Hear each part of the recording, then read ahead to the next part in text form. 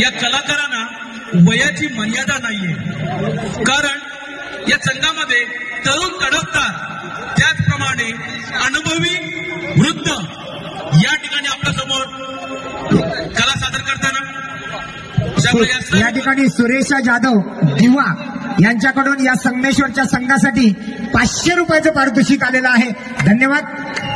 कलाकाराच्या कलेची कदर करणाऱ्या या सगळ्या मंडळींना मी निश्चितच धन्यवाद देतो.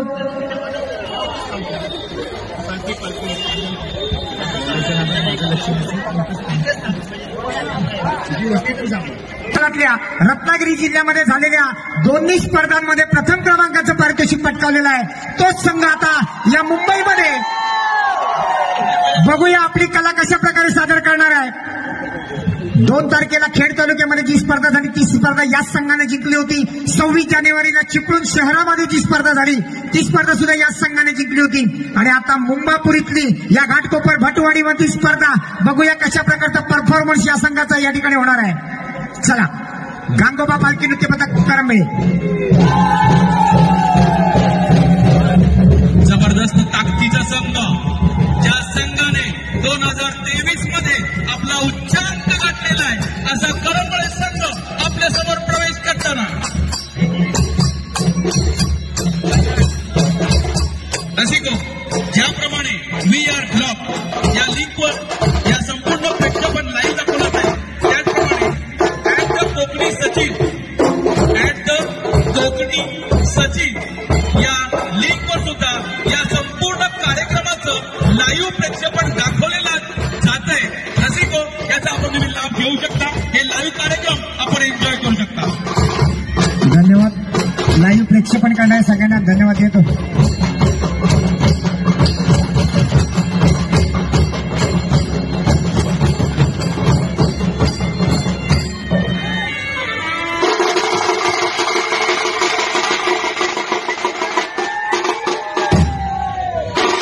या ठिकाणी एंट्री मारली जाते संगमेश्वरच्या संघाकडून.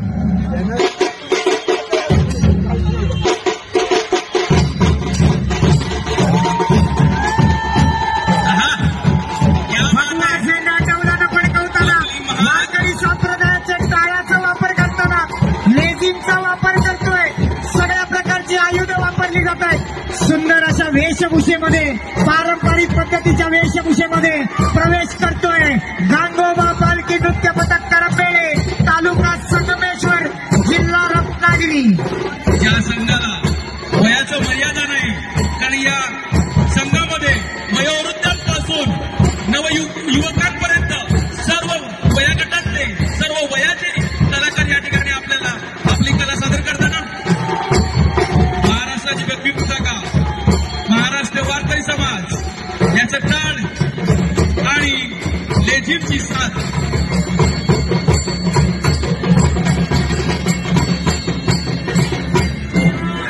सुंदर अशी एंट्री या ठिकाणी झालेली आहे संगमेश्वरच्या या संघाची. आणि यानंतर ज्या क्षणाला पालखीला स्पर्श होईल त्या क्षणापासून पुढची 20 मिनिटं आपल्याला पालखी नृत्यासाठी दिली जाणार आहे.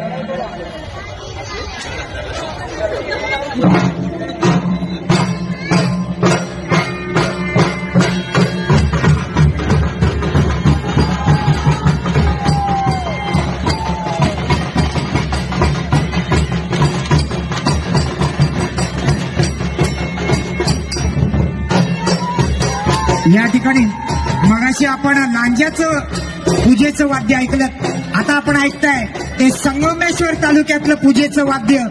आणि या पूजेच्या वाद्यावर या ठिकाणी मानाचा पासोडा अर्पण केला जाणार आहे. तो सिद्धी गणेशाला मानाचा पासोडा अर्पण केला जाणार आहे साईबाबांच्या चरणाला. या ठिकाणी निश्चितच या घाटकोपर भटवाडीमध्ये या सिद्धी गणेश आणि साईबाबांच्या प्रांगणामध्ये चाललेली ही स्पर्धा एक मानाचा पासोडा अर्पण होतोय संगमेश्वरच्या या कलाकारांकडून. सुंदर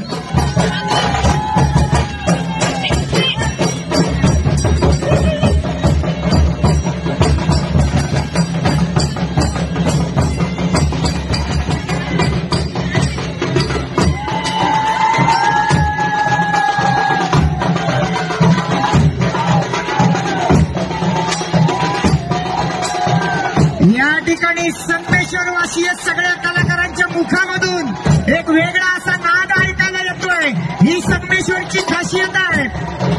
या संगमेश्वर पट्ट्यामध्ये प्रत्येक कलाकार पालखी नाचवत असताना हरिबोलला असा एक जयघोष करत असतो आणि तो हरिबोलचा जयघोष या ठिकाणी आपल्याला ऐकायला मिळतोय.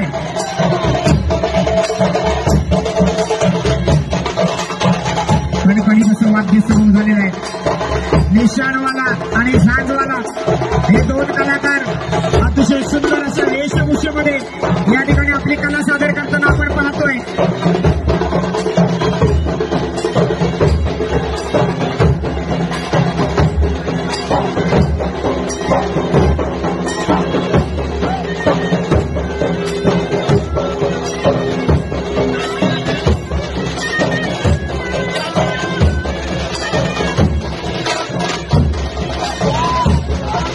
या ठिकाणी पहिला मनोरा सादर केला जातोय. तो या संगमेश्वर संघाकडून.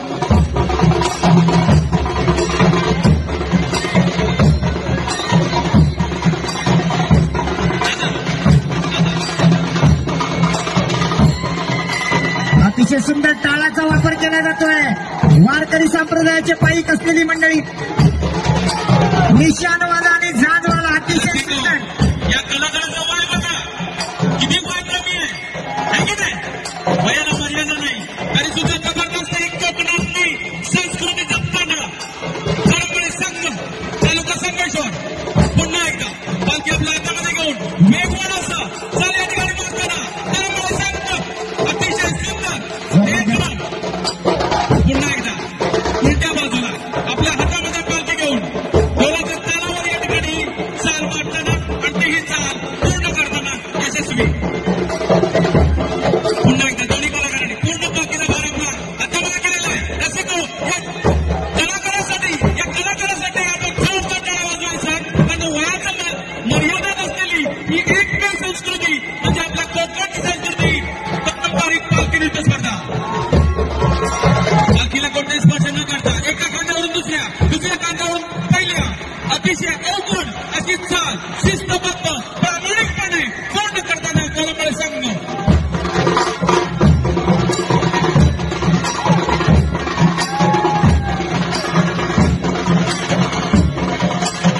कलमळे संघातील सर्व कलाकार सर्व वयामधले वयोवृद्ध यंग जनरेशन अतिशय वेगळं पुढे मागे पुन्हा एकदा वेगवान अतिशय वेगवान अवघड अशी चाल या ठिकाणी करंबळे संघ मारताना. या ठिकाणी ताशाला 7 ढोल 7 ताशा आणि ढोल त्याचबरोबर सनई पुन्हा टाळीचा आवाज बदलला.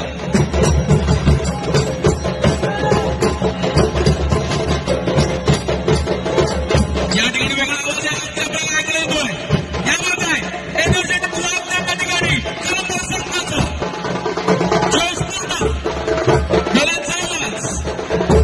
आणि या डोळ्याच्या आवाजाबरोबर सनई सूर आपली महाराष्ट्राची मोठी पताका आणि झाल हे संपूर्ण संच या ठिकाणी आपली कला सादर करताना पुन्हा एकदा दोन्ही बाजूला 2 अश्वरूढ असे सादर केलेले 2 बाजूला 2 असे अश्व या ठिकाणी उभे केलेले आणि त्यांच्या मार्फत या ठिकाणी पालखी नृत्य सादर करताना करंबळे संघ.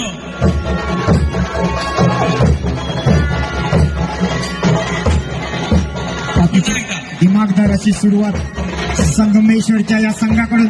सुंदर अशी पारंपरिक वेशभूषा या ठिकाणी पाहायला मिळते. आणखी एक मनोरा लावला जातोय. एकावर एक 2 कलाकार घेऊन पालखी नाचवली जाते. हजारो प्रेक्षकांच्या उपस्थितीत चालू असलेला देखणा आणि नयनरम्य असा हा कोकणची पारंपरिकता जोपासणारा कोकणचे कलागुण सादर करणारा हा सोहळा या ठिकाणी सन्माननीय दशरथजी शिर्के साहेब आणि त्यांच्या कुटुंबियाकडून सुंदर असं नियोजन आपल्याला सगळ्यांना पाहायला मिळते.